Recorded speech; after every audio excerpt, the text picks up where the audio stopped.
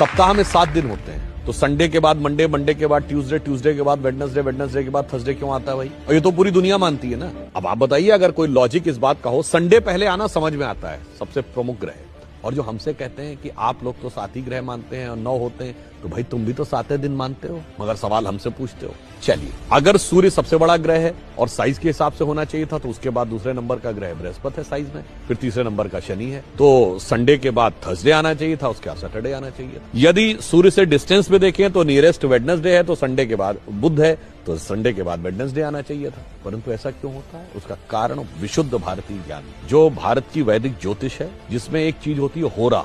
जिन्होंने थोड़ी बहुत एस्ट्रोलॉजी पता होगी उन्हें पता होगा, होरा शब्द जो है इसी से ही ग्रीक में हॉरोस्कोप शब्द जो अंग्रेजी में आया है वो होरा से ही आया है। अब होरा ये होती है कि यदि सूर्य की पहली होरा है तो 24 घंटे के बाद जब 25वां घंटा लगेगा, यानी नेक्स्ट ये जो फर्स्ट होरा होगी वो होगी चंद्रमा की। फिर चंद्रमा के बाद जो नेक्स्ट 25वें घंटे में पहली होरा आएगी वो आएगी मंगल की, मंगल के बाद बुध की। एग्जैक्टली जो वैदिक एस्ट्रोलॉजी के होरा के कैलकुलेशन का जो सीक्वेंस है कि सूर्य, चंद्र, मंगल, बुध, बृहस्पति, शुक्र और शनि, उसी सीक्वेंस में ये हफ्ते के 7 दिन हैं। और ये हम सब ने सुना भी है, ध्यान किसी ने नहीं दिया जब हम पूजा करते हैं अपने घर में। और तो वो नवग्रह शांति का मंत्र सब लोग सुने जरूर होंगे पंडित जी के मुंह से, ध्यान नहीं दिया होगा। उसमें क्या है? ब्रह्मा मुरारी त्रिपुरांतकारी, भानु शशि भूमि सुतो बुधश्च, गुरुश्च शुक्र शनि राहु केतु, सर्वे ग्रहा शांति करो भवन। सबसे पहले क्या है? भानु यानी सूर्य, शशि यानी चंद्रमा, तो मंडे के बाद, संडे के बाद